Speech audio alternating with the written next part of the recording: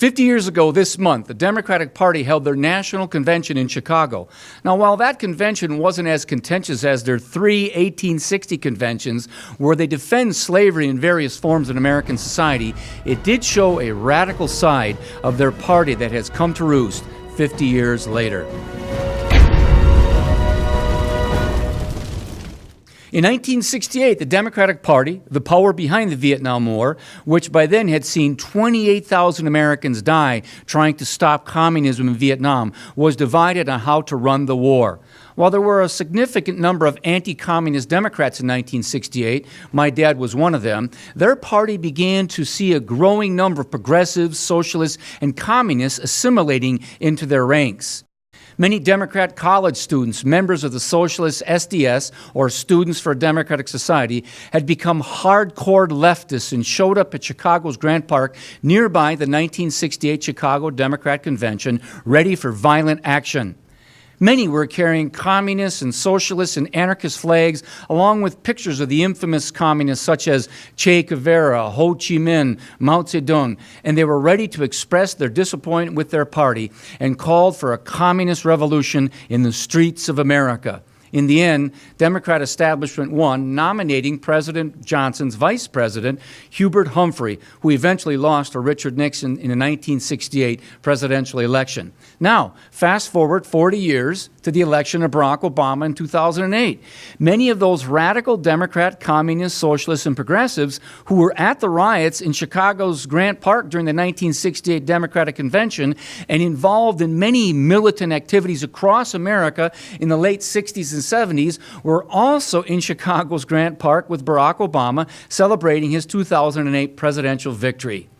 Now, many of those Democrat radicals have become professors and friends of Barack Obama and have had a profound part in turning government education into left-wing indoctrination and helped turn the Democratic Party from its moderate base of Harry S. Truman and John Kennedy to the hard left.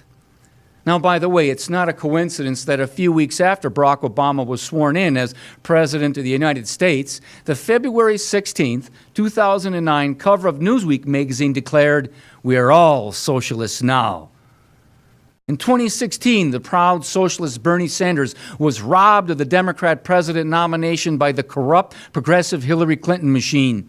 Bernie represented the growing popularity of socialism within the Democratic Party, and especially with millennials who are attracted to the socialism's sugar-coated promises of free stuff, while knowing very little of socialism's demands of the hard-working American people.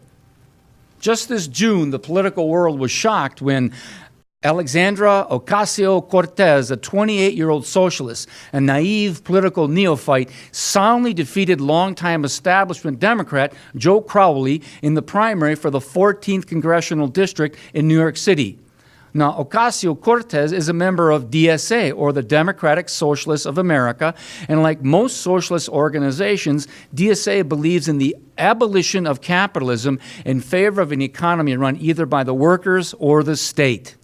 While Ocasio-Cortez has become the darling of late-night talk shows and elite media pundits and spoofed at by conservative commentators such as Ali Stuckey and Ben Shapiro, she is a haunting harbinger of things possibly to come to America. Trevor Loudon, in his excellent 2015 book and documentary, The Enemies Within, chronicles the assimilation and the infiltration of communists, socialists, and progressives into the Democratic Party, and especially into our U.S. Congress.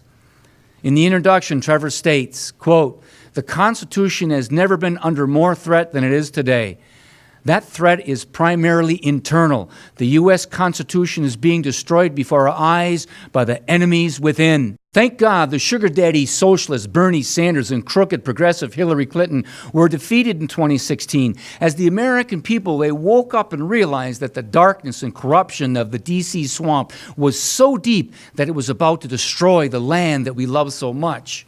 The election of Ocasio-Cortez and the growing popularity of the pie-in-the-sky big government promises of other people's money for the masses off the backs of the people, it's a haunting reminder that vigilance must be applied daily for the bells of liberty to freely ring tomorrow.